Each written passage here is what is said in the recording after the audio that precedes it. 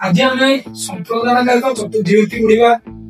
प्रथम जाना संप्रदान कारक क्या कहे सम्यक मध्यवर्ती संप्रदान अर्थात सम्यक भाव अर्थात पूर्ण रूपे जहाँ दान कर संप्रदान कही।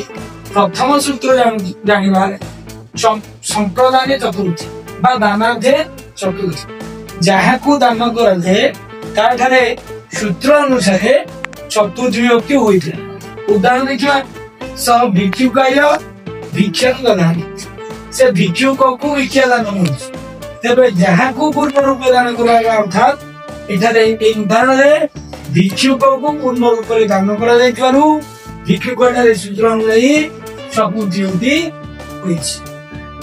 परवर्ती सूत्र को आसवा। परवर्ती सूत्र हूँ उत्तम चतुर्थी यार अर्थ